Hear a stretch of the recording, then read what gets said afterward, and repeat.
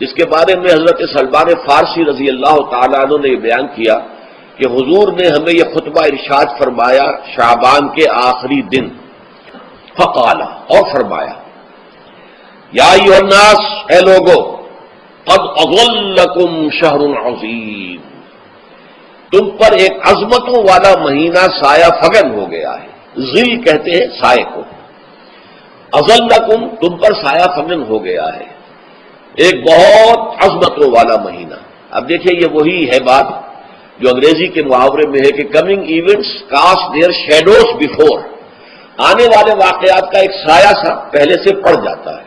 تو ابھی مہینہ شروع نہیں ہوا رمضان مبارک کا، لیکن وہ آیا چاہتا ہے، تو گویا کہ اس کا ایک سایہ پہلے آ گیا ہے، جس کو حضور فرما رہے ہیں کہ تم پر سایہ کر لیا ہے ایک ایسے مہینے میں کہ جو بہت عظمتوں والا ہے۔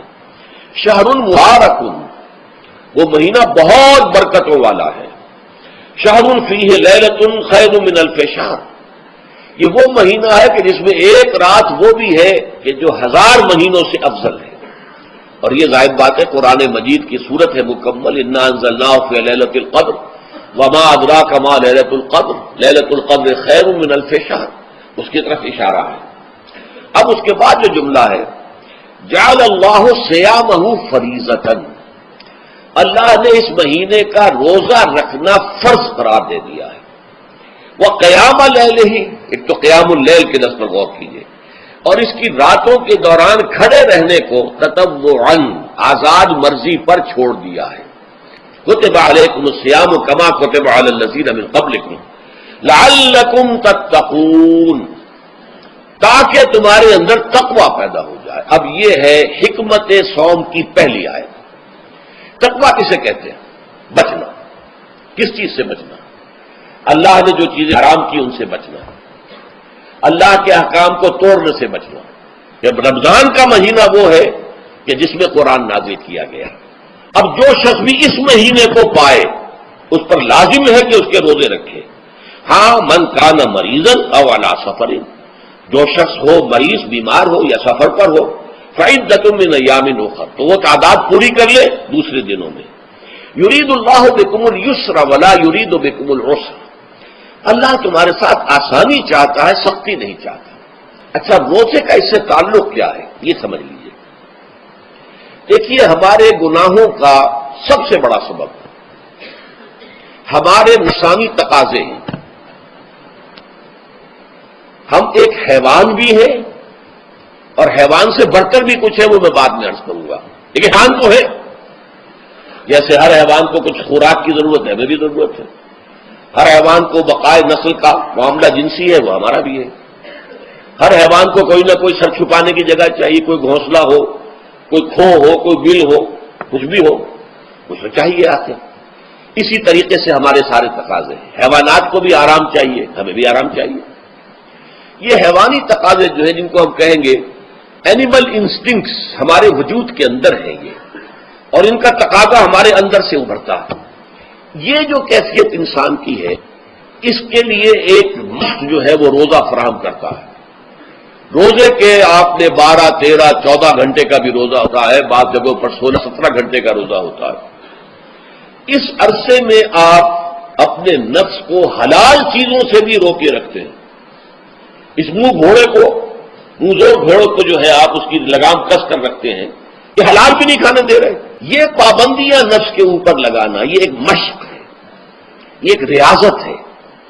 اس ریاضت کا حاصل یہ ہونا چاہیے کہ انسان بقیہ 11 مہینوں میں اپنے آپ کو حرام سے تو بچائے نا۔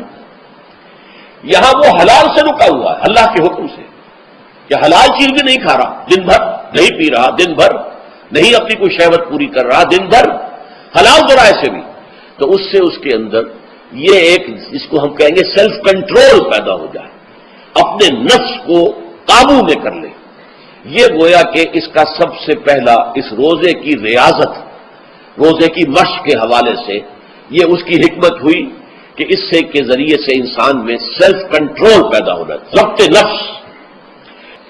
شہر رمضان الذی انزل فیہ القرآن ھدی للناس وبینات من الھدی والفرقان، یہ قرآن کیا ہے، کیا بنا کر نازل کیا گیا؟